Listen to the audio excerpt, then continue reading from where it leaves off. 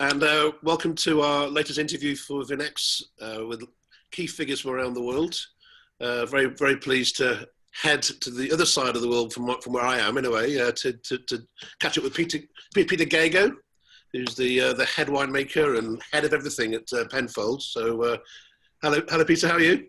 Hello, Richard. Yes, we are at the other side of the world. 12,000 miles still. That's never changed. Yeah, well, and we're in the middle of our winter. I believe you're in a different season. Yeah, well, and we're at the end of the day, and I believe you're just at the start of yours. And as I say, I've got my cup of tea here. So there we go. Start in the morning. Yeah, we're also in very different stages of the situation we're all in as well. I think actually, with do you want to perhaps before we get into the whole how the world has sort of like happened over the last sort of 3 or 4 months. Do you want to take us back to the start of 2020 and how things were for you going into this year? Sure. Look, we all view the world from where we sit, and certainly from where we sat here at McGill. I'm at the McGill Estate Winery, our spiritual home. Yeah. And back in February, I actually left here and I was working in California for a short time. All right. And in France for a very short time back in February. Yeah. But if I didn't work out how long ago that was, I'd say that's about 2 or 3 years ago, because that's what it feels like. Yeah. You know, this COVID thing completely distorts time. Yeah. And not long after I got back, of course, everything was shut down, and that's sort of where we came from. We heard about this thing happening in China. Yeah. Whilst I was away, my wife gave me some sanitizer for the long haul flights. Yeah. And it was almost like I thought an overreaction, but to placate her, I took the sanitizer with me. Yeah. And then bit by bit, of course, we got deeper and deeper into it. And we've had our harvest, 2020, and we'll talk about how we dealt with that as well. And of course, this state's been in lockdown now for some time. Yeah. But I do believe on the 20th of next month, the 20th of July, our borders are opening up from South Australia to the rest of Australia, which is a great thing. So, yes, we can talk some stats, should you wish, about South Australia, because, you know, I talked before about negativities and such like. From our perspective, yes, very, very sad. We have had 4 deaths in this state, but in a relative sense, I won't implicate anything there. But 440 cases, 436 recoveries, and no cases across the last 22 days in South Australia reported whatsoever. Yeah. So if, and I'm a wine person, if I can use an analogy here with phylloxera. Right. Phylloxera, yes, did make it in the 1800s, 70s, and whenever into Australia. But because of our isolation here in the state of South Australia, we have never, ever, ever had phylloxera. Yeah. Isolation coupled with soils, coupled with, in this day and age, very, very strict biosecurity regulations. Yeah. So using all of that now, perhaps for a different thing, this thing called the virus COVID. Yeah. No, that's very true, actually. It's something quite striking when you do go to Australia and you travel around the vineyards and you're asked to put your feet in the little chemical baths, or whatever, the chemical things, whatever they're called. Very serious. Yeah. But I mean, obviously we don't have that anywhere else in the world, so it's something which, you know, as a visitor to Australia, you kind of really notice, even arriving in Australia, I suppose, not being able to bring any fresh produce or any kind of goods and stuff into Australia. So very strict biosecurity. Fruit fly, we get the odd occurrence in South Australia, but they're onto it. In the same way, a similar way to COVID now, like anything that creeps up, say in Victoria, there are a few reported cases yesterday, boom, they're onto it. And those cases yesterday were all from people flying in from elsewhere. So automatically into quarantine. So once you've you don't get it under control, but you can sort of monitor what's happening. But in the instance of South Australia, and, you know, West Australia is doing quite well in the Northern Territory, anything that happens, you know, it's almost like a cone of silence over it, but not silence, protection. So how is the rest of Australia coped then? You mentioned South Australia. What's the situation and the other main sort of... Look, the 2 states, because of their size, Victoria and New South Wales, seem to be doing it the toughest. I've got some stats here. These are, you know, total cases in Australia, full stop, 7,370. Of those, 3,135 in the state of New South Wales, and the next highest was Victoria with 1,762. But states like Tasmania only 228, WA only 602, the national capital, the ACT, 108, Northern Territory 29, wow, and right. South Australia, as earlier mentioned, 440. Yeah. So, you know, we are in the middle of nowhere. We are an island continent, and yes, ins and outs. Once a lot of the earlier incidences were from cruise liners, and even here in Adelaide, most of the cases in Adelaide, well, not most, a good proportion of them came about via Qantas at Adelaide Airport, and they quickly got on to that. So, you know, without borders, England, Great Britain, you know, United Kingdom, whatever it's called nowadays, British Isles. What is the official name? Is it the British Isles, Great Britain, United Kingdom? What's it called? It depends which part of it you're in and which part of it you're relating to, really. I think well, it's an island. I think the United Kingdom we can get. That's probably the best one to go for. The UK. Yeah, the UK. You know, a bit of an island. Ireland is an island. Very lucky too, but you know, you can understand what's happened in Italy and France and elsewhere, where these borders are just things on maps. Yeah. Our borders are oceans, you know, the Pacific Ocean to the east and the Indian Ocean to the west. Yeah. So in terms of actually, I mean, compared to most parts of the world, perhaps New Zealand being the other comparison, you know, you've obviously tackled it very well and had a very stringent lockdown. But what impact did that have with you? You mentioned the vintage there and the harvest. Do you want to talk us through what happened there in terms of how you managed to... Winemaking, certainly at the viticultural end of the business, you know, the business of winemaking is quite complex. It's sort of farming at one end and agriculture all the way through to manufacturing, bottling and all that at the other. But agriculture is considered to be an essential service. So we were not forced to close things down. Everything continued to run, albeit differently. We operated 24/7 shifts at our very large Penfolds Barossa Valley winery at Nuriopta in two completely separate shifts of winemaking. And that continued literally just up until, you know, a week or two back. In fact, we only just had our classifications tastings post-vintage finish about a week and a half ago, and the two teams were still kept separate.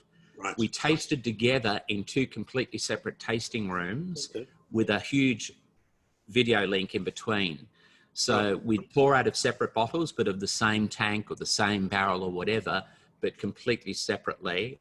Then all would be revealed, because we do these things organoleptically blind, and then we'd have a discussion. So it was no different to what we'd ordinarily do in a larger room with more people of the Penfolds team. So that was different. Visiting vineyards was very, very different this year. We couldn't go out with what we call our GLOs, our grower liaison officers. We had to drive alone.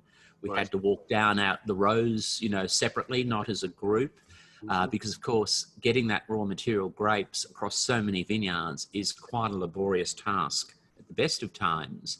And this way it's even more difficult because we were split up so much more.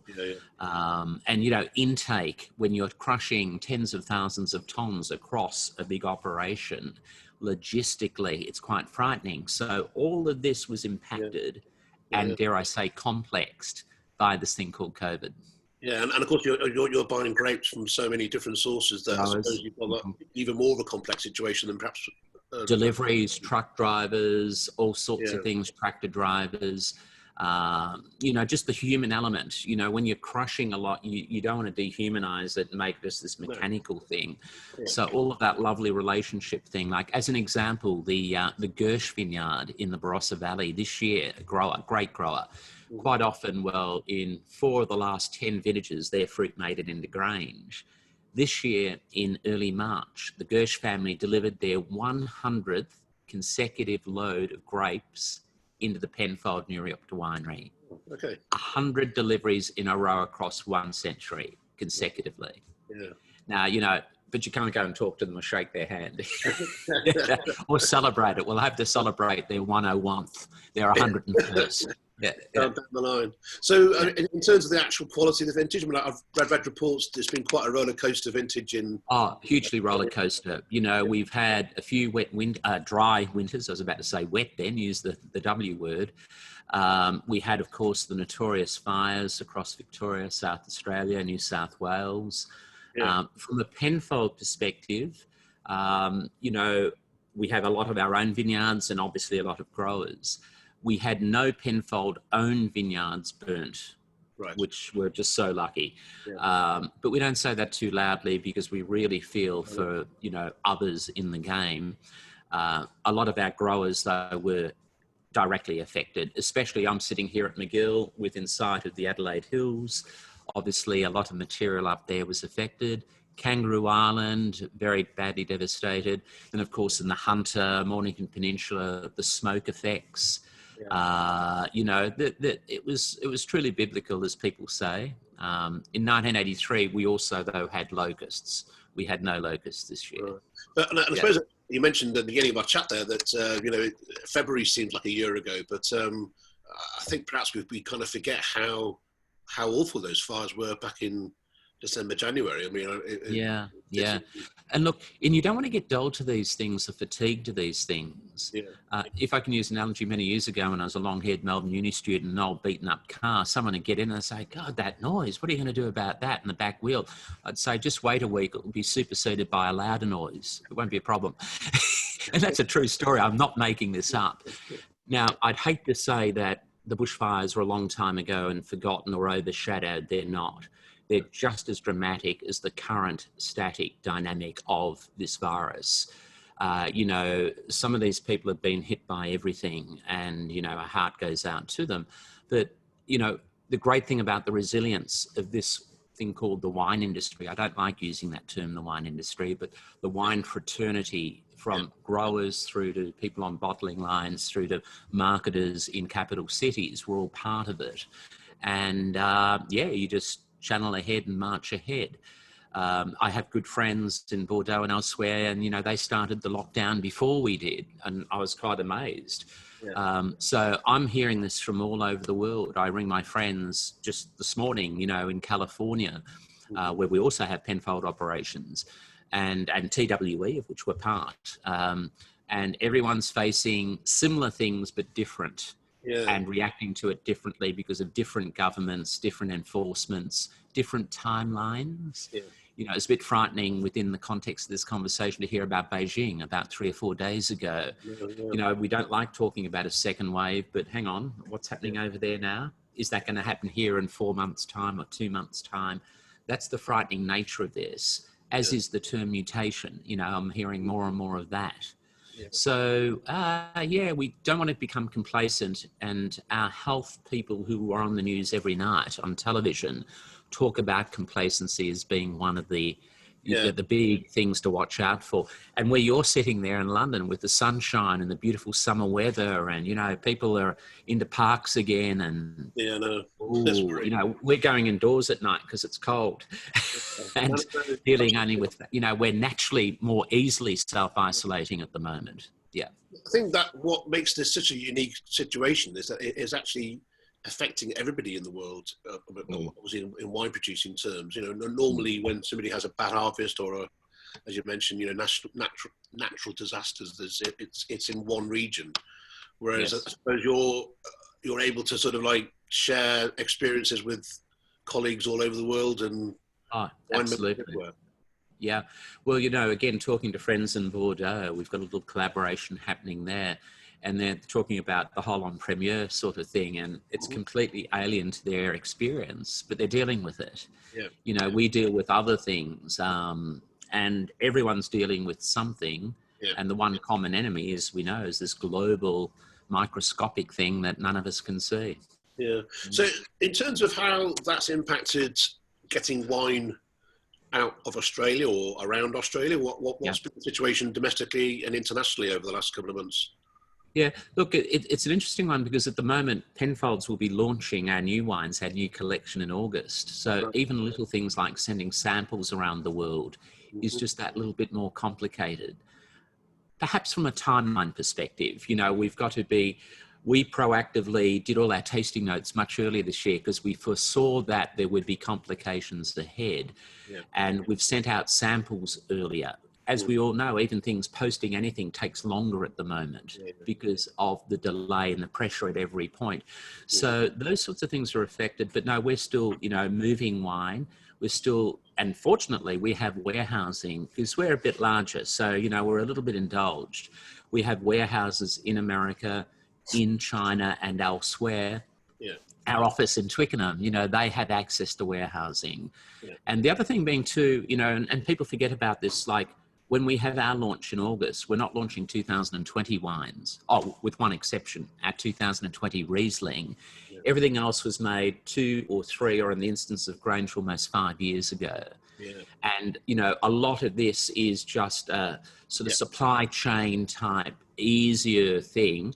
Now, yes, what will be the effect on wines to be bottled out of 2020? There will be effect and roll-on effect, but we'll deal with that in the marketplace in another 2, 4 or 5 years. So a lot of this is staggered and, you know, you can't see it exactly for what it is, but there's a risk management thing happening here. You know, you've been to some of our launches before, Richard, and I'll quite often say, here's the new launch and it spans 5 harvests, 5 years. Yeah. And that in itself, it's all about age of release and bottle maturation, but it also transcends the good, the bad, and the ugly of vintages. Okay. Yes. So this year, for example, we've got a terrific 16 Grange coming out from a fantastic year, but, you know, a 17 Sononry, not from as good a year, still a good year, but, you know, you get all these spikes and highs and lows, and that's the real world of wine. Yeah. And the other thing is too, of course, you know, we've often said with vintages in an Australian context, it's like farming. And I get back to the word agriculture. You can't dwell on now. You know, what we're doing at Penfolds is how are we going? How are we tracking? How are the vintages looking? How are the wines looking? You look at a 10-year timeline. Yeah. You know, if you get 6 good ones out of 10, you're doing very well. 7 or 8, you're doing brilliantly. 9 or 10 out of 10, you're a liar. It doesn't happen. But eventually you say that because, you know, I guess particularly as a journalist as well, but obviously we are living in this, the immediacy of the situation we're in. But as you say, you know, as a winemaker, you know, you've got to look at this in the context of it's a small piece of time compared to what you're doing in the round, I suppose. Yeah. Well, the vines, the grapes, the ferments didn't know about the virus. Yeah, that's very true, yeah. You know, they didn't know about the virus. The wines have been made. Now, you know, what is thrown at us year to year? Well, things like frost, hail at the wrong time, downy mildew, you name it. You've got to deal with all of that. You know, rain at the wrong time, but very rarely in South Australia, the driest state of the driest continent. But you have lots of things thrown. This is thrown at the people, not at the vineyards necessarily. The bushfires, wildfires they call them, were thrown at the vineyards. The smoke drift was thrown across regions. So a lot of it is localized, some is not localized. Yeah, it has had a big effect across the world, including Australia. So you can't deny it hasn't had an effect, but we're dealing with that effect. Yeah. So, and you mentioned sort of the changes over sort of a 5-year, 10 or even 10-year period. And there's lots of reports this year from Australia about the heat as well. You have to cope with such a hot vintage. I mean, is that something that what impact do you think that's having now on the style of wines you can make? Because obviously the heat, the temperatures are going up. Yes. Well, look, I'd like to put a more global or nationalistic hat on, but I won't. I'll be myopically Penfolds here. We've been dealing with climate change, but it didn't have that name. And you've heard me say this before, for probably a century and a half. You know, this year we've been doing business for 176 years. So the fact that Penfolds does and creates a lot of blends hasn't come about by accident. Some people connect the dots and say, oh, it's because of our fortified heritage, and the fortified wines, port styles, sherry styles, whatever styles, are about Soleras and blending, you know, fractional blending and whatever. And yes, we have that history, but we also blend to synergistically create something that's better than, but we also blend because it gives us flexibility of sourcing. Yeah. So in a hot year, and we've always had hot years, we go down the south of the state. Yeah. You've heard me say before, in the context of our whites, we deal with cool climate sourcing by either going up in altitude or down south in latitude, now down to Tasmania, southern Victoria. So we've been dealing with this anyway. which doesn't fix the problem of this thing called climate change, but it helps us deal with the sourcing issue that's attached to that problem. You know, whether it's mulching in vineyards, whether it's you name it, these are means of dealing with the immediacy of it. The planet, all of us, and children, grandchildren, great-grandchildren will have to deal with the holistic global issue. But from a wine perspective, we've been dealing with that for a long, long time at Penfolds. Now, where it's difficult is where I'm sitting at the moment at McGill. Our monopole release each year annually, McGill Estate Shiraz. We can't move this vineyard. We can't add something to McGill Estate Shiraz. We've got 3 blocks here, and that's all we have to deal with. So that's where I feel for people who don't have the flex that we do, multi-regional blending, or for that matter, even blending within a region. RWT Shiraz from the Barossa. The Barossa is quite a large valley. You know, Bin 169 Coonawarra, long cigar-shaped strip of land with many, many different vineyards. So 1 or 2 of them get hit by frost. Those ones are all right.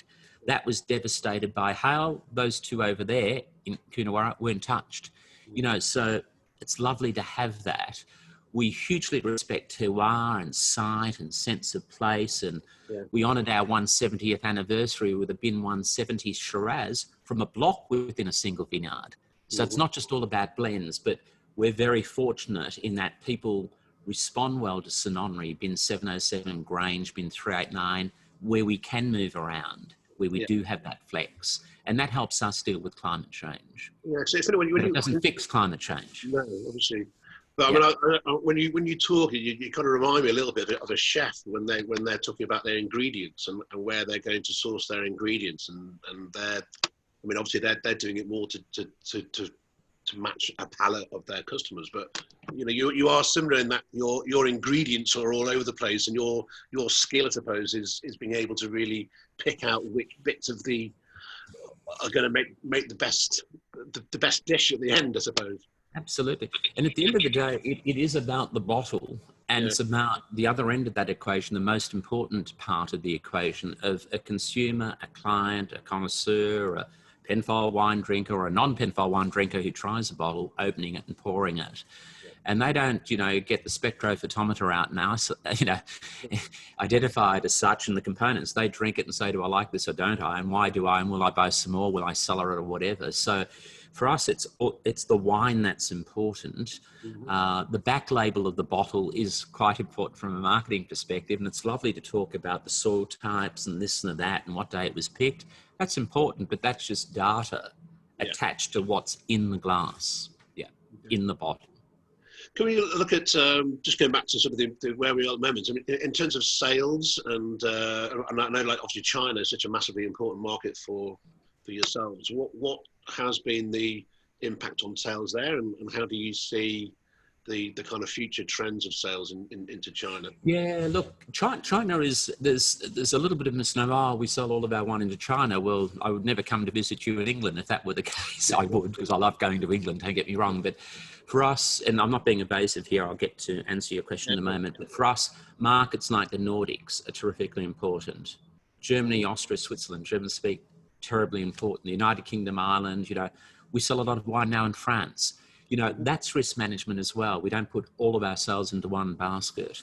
The United States, you know, 15 times the population of Australia, this place called the United States, a very important market. We've had offices in Singapore for the last 30 years. We have offices in Taiwan, and, you know, the whole Asian region for us is so important and much easier. Same time zone, you know, to Perth, usually an hour and a half out for Adelaide, but easy to work in, easy to get around. So geographically, a very important market. Now, let's get to your question. China.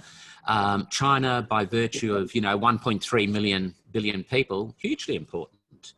Growing middle class, massively important. They love to eat, they love to drink. They like the lovely Penfold red stamp. They understand the bin numbers. We've been very lucky there, but it hasn't been all luck. You know, I've been working in the China market for well over a quarter of a century, every year non-stop. And other winemakers within our team have, and other people in our company have. So the China miracle continues, and we'll continue to sell wine there. And they visit. It's sad at the moment. Here I'm sitting in our cellar door at McGill, no one at the door at the moment. You know, we have huge numbers of people from China visit McGill. Singapore, Hong Kong have direct flights into Adelaide. Cathay Pacific, Qantas, they fly direct. Some used to come here to the McGill Estate restaurant for the Grange dinner on the day of launch, out of Singapore, out of Hong Kong. You live in Adelaide? You're studying Adelaide Uni, or you're doing? No, flew in for the dinner. I kid you not. Yeah, they'll stay a day or two, don't get me wrong, and they won't fly back the next morning.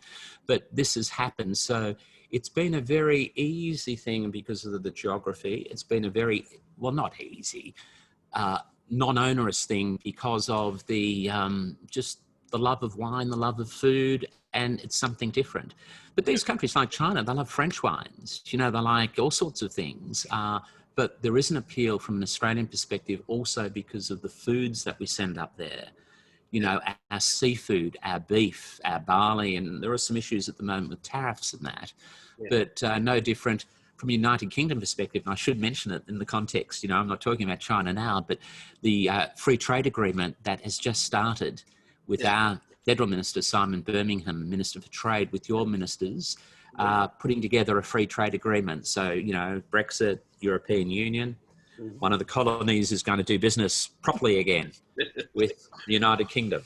Yeah, well, I hope so. But it's just picking it back on the China situation, just in terms of more, has it been, or have you seen a kind of a change in what the consumers are wanting to buy? I mean, I know there's been a lot of talk in Europe and I know in the UK perspective around consumers sort of becoming a little bit more conservative and perhaps not wanting to spend as much as they were and those kind of trends. I don't know whether this is like a short-term situation, but have you seen any kind of reaction yet really in China in terms or take a bigger view?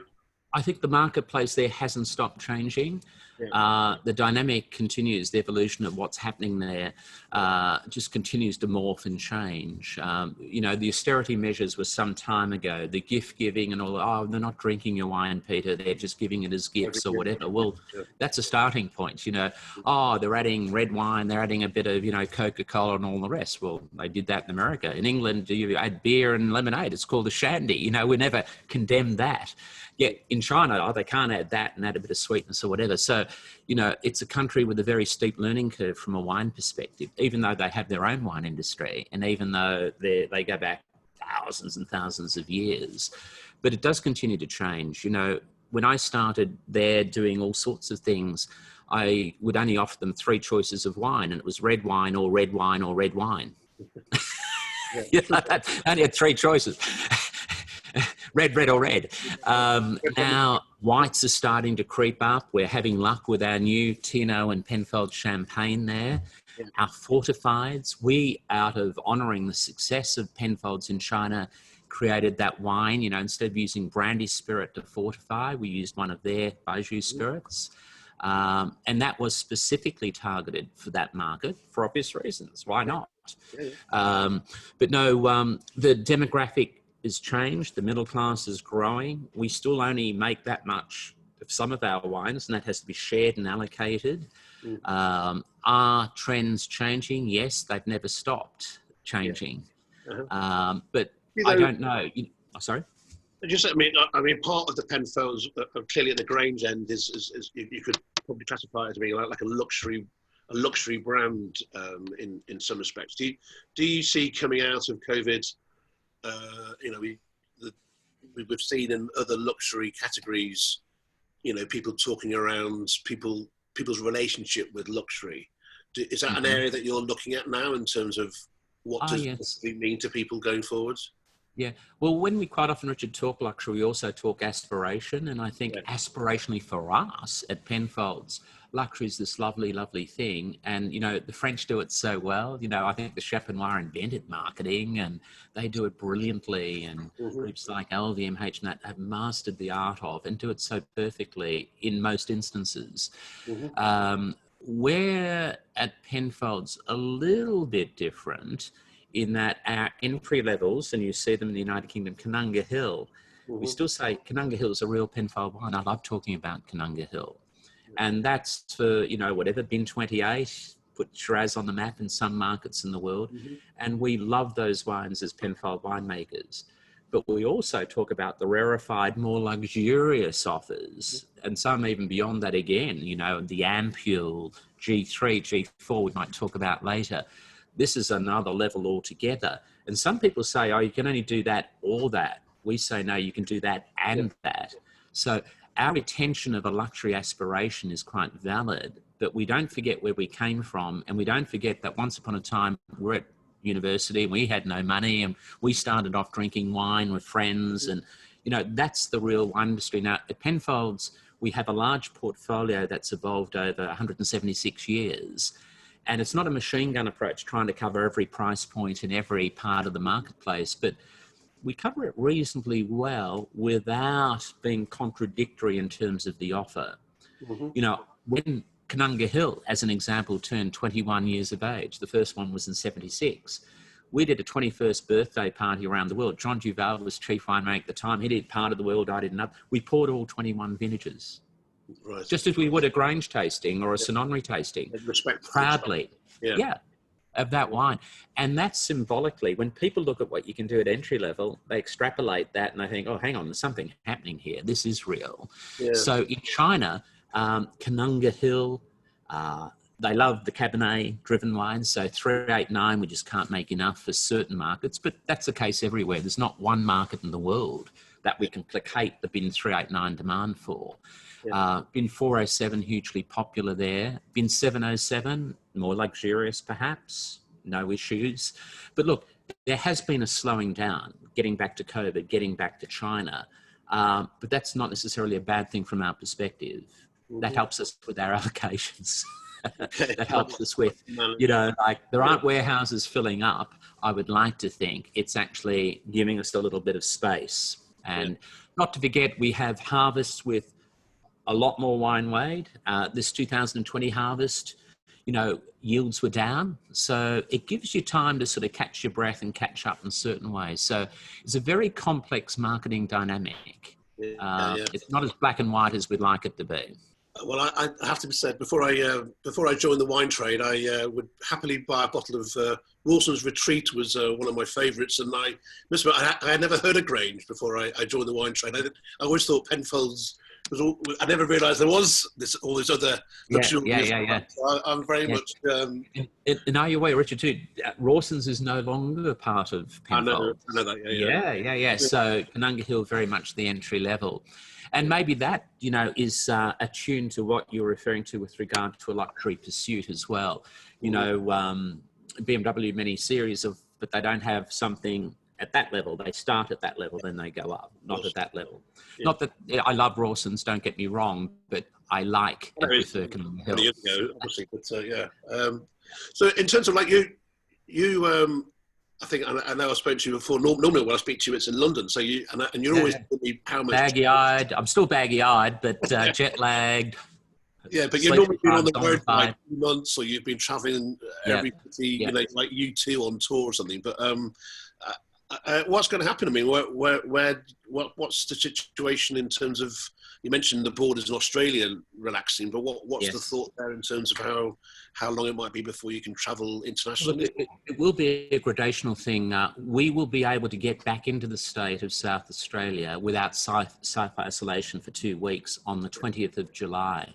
Okay. So I'm actually going across to Melbourne. I'm leaving, I think, and driving, not flying, on the 9th of July. So by the time I finish my work, I don't have to self-isolate. Now, that's domestically. We'll be doing work here in Adelaide with our launches in Melbourne, hopefully in Sydney. When will we be back overseas? We'll watch this space, really. That all depends on the numbers everywhere. Our government is, thankfully, very conservative when it comes to the numbers. You know, yes, we'll be flying to New Zealand, I would imagine, fairly soon. You know, Australasia, Australia, New Zealand. That will happen sooner rather than later. But, you know, we have a very prominent Californian project going, winemaking, Bordeaux and Champagne. So I believe harvest is still in August or September. So, Yeah. yeah, what do we do? There's some things we can't do by Zoom in the way of winemaking. So, but, you know, we have people on the ground in all of these places, so it's not a problem. I've been. I mean, I was chatting last week to David Babbage actually from. Oh yeah, David, New Zealand. Yeah, he's at Rose already with us. Yeah, he said, but yeah, he was suggesting that perhaps New Zealand, you know, they wouldn't be travelling in well into 2021, which. And I suppose every country, as you say, every continent is very different, because obviously in the UK there's even talk here of us possibly going on holiday in Europe, whereas then you've got people in your part of the world who are talking about not even travelling anywhere until next year. Which, yeah. Well, I think a lot of that will be a governmental thing. See, New Zealand's relatively easy. They have one government that covers all of New Zealand. We have a federation here in Australia with the states, and then a federal government on top of that again. Yeah. So, you know, governments talking to governments, state and federal, makes things a little bit more complex, but they've been hugely unified throughout. It's truly been bipartisan across the two major political parties as well.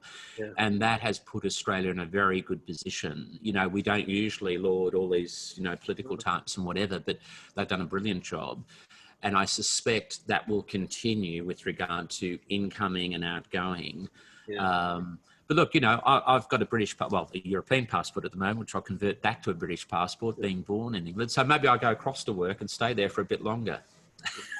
But I guess you probably have to think now, about how you do go about blending your wines if you're not physically you can't be there.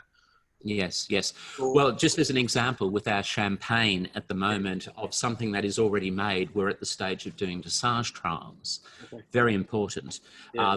Last lot of dosage trials we didn't even do it in Champagne. We did it in Paris at the offices of Tierno and Avenue Haussmann, whatever. Yeah. And the sample bottles were brought in. We did our own thing blind. We didn't know what was what. And we came up with exactly what we wanted for the Blanc de Blanc, Blanc de Noir, and the Chardonnay, Pinot Chardonnay. Now, that can just as easily be achieved via Zoom. The only thing is we're not in the same room. So they will probably send me the sample bottles coded. I won't know what's what. I'll say I want bottle F or bottle D for that one. And then we'll have a bit of an discussion, and then we'll come up with what we deem, because it is truly a Tino Penfold collaboration of where we want to be. So that part of it will continue. Okay. The actual grape picking, winemaking, all the rest of it, well, you know, I'm not in Champagne dragging hoses. I'd love to be. Even last year, I was just in the press houses with Stanislas and Nicola. That will have to change if we can't travel. Yeah. But look, I'm not, you know, we've got a team of winemakers here in Australia in the Barossa Valley. I might be down in Coonawarra and wine has been fermented in the Barossa. You know, that's why we have a Penfold winemaking team, each of whom has their different... That teamwork's going to be really important, I suppose. Hugely important, yeah. And an understanding of the styles and an understanding of what to do, or more pertinently, what not to do. So talk us through the Champagne relationship then with Shadow, because... is that 3 or 4 years now? How long have you been working with them? Oh, it's a few years now, but with just one lot of releases. There will be, and I shouldn't be talking about it and I'll get killed for talking, there may be a non-vintage rosé coming out at some point in the not too distant future, which will be, no, I will get into trouble. Look, it's a relationship, and I still to this day can't believe how good it is and how naturally it occurred. You know, this is a family, Alain, Stanislas's father, who was a broker in Champagne, very worldly, not only with their involvement in 3 Champagne houses, Tino, of course, being the family-driven one day to day, but also their involvement in the Bordeaux properties, you know, in Bersac-Liangen, you know, in all over the place. So very worldly, very positive, very embracing, and doing things that we wouldn't have even contemplated even talking about, never mind enacting, as recently as even 10 years ago. Yeah. So we still feel so indulged and spoilt by the cooperation, and we're talking now of doing different things. You know, like when we sent Yatana barrels over to house, you know, the expedition liqueur, the dosage material. Mm-hmm. sending a ton of barrels, you know, French oak barriques back to France. The irony of all of this. Yeah. And it's really good. When we launched them last year in Paris, the reaction by the French and French journalists was so positive. Yeah, well, I remember being with an expo actually in Bordeaux, and you had the reaction there to those wines was people were amazing, weren't they? Amazing. And because of the respect of Alain and Stanislas and that by the CIVC, you know, the regulatory body. But look, might I say this too, one of the things that's really helped in a diplomatic sort of way, in a facilitatory way, Adelaide, only a couple of years or so back now, was proclaimed to be one of the world's 10 great wine capitals. Bordeaux is one, you know, Napa Valley, San Francisco, you know, Rioja in Spain. And it's quite a fraternity from a trading perspective, from an educational perspective and whatever. And I've been very lucky. I've been appointed Adelaide's ambassador, global ambassador for this. And it's amazing what it does. So I'm meeting with the Bordeaux Chamber of Commerce and talking to them very naturally.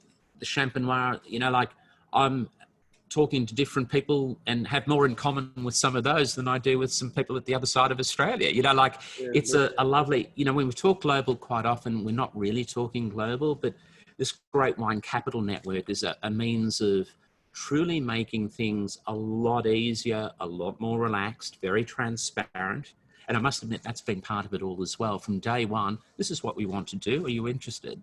Yeah. There hasn't been any hidden agenda or, you know, as soon as we get up and going, off we go our separate ways. We're talking of plans down the track of, you know, broadening this relationship. And as a winemaker, I guess that must be very aspirational for you as well, to be able to sort of like suddenly get all these different influences that you aren't normally having in your day-to-day in Australia, I suppose. Oh, absolutely. You know, like I made sparkling wine in Australia for a few years, and I never thought I'd ever see Penfolds on a bottle that bore the term champagne. You know, I love sparkling wines in Australia. I love, especially out of the Adelaide Hills here in Tasmania and whatever, they're wonderful wines.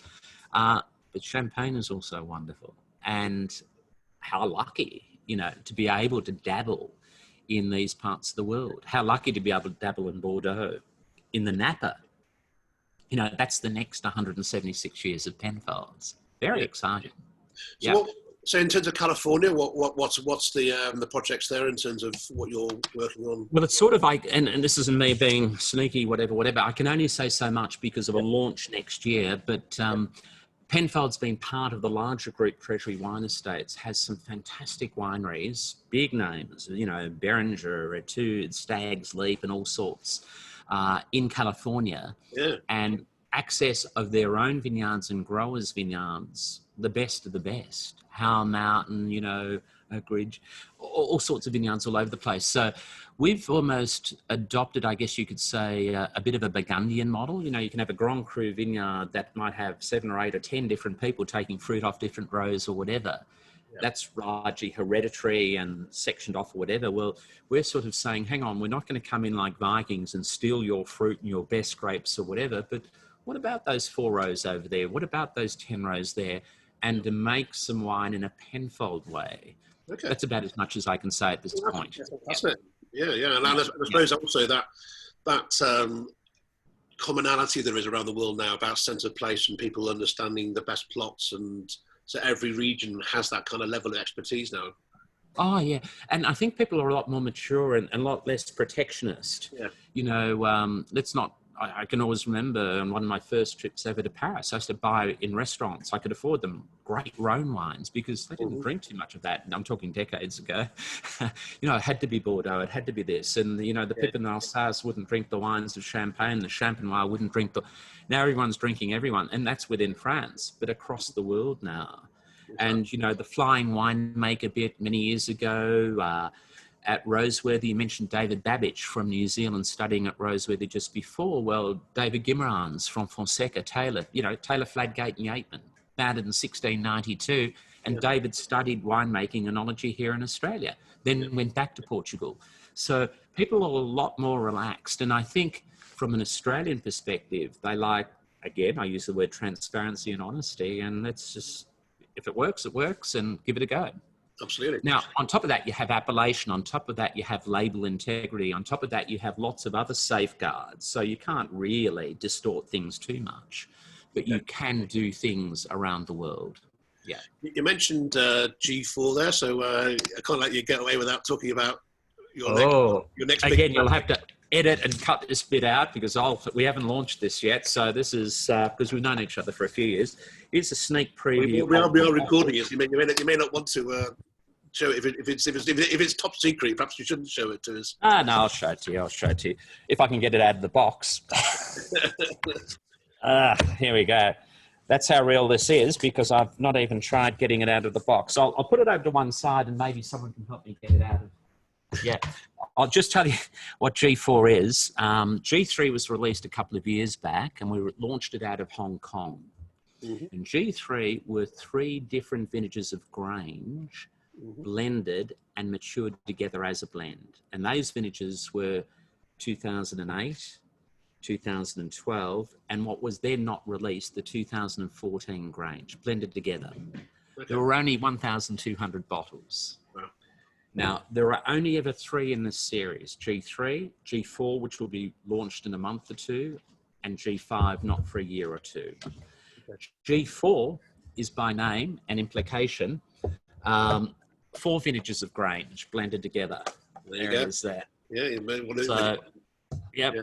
So G4, this one here, and it's very simple, and you probably can't really see it, but the 4 vintages of Grange that G4 is constructed of, composed of, and it's easy to remember. 2 to the power of 1, 2, 3, and 4 equals G4. 2 to the 1, 2002. 2 to the 2, 2004, 2008, and again, the yet to be released 2016. Right. So at this point of time, you can't do this at home. Yeah. 16 hasn't come out yet with a measuring cylinder. But even if you knew what the percentages are, and we don't reveal what the percentages are, even if you did know that, it wouldn't be the same wine anyway because it's synergistically matured as a blend in barrel and then bottled later. Yeah. So for us, it's not a gimmick. It's just a blend of a blend, and it works. Now, why only 3? Well, 3 vintages for G3, 4 for this, and I won't tell you what the vintages are for G5. That is now bottled, by the way. G5 is bottled, but it won't be released for a while.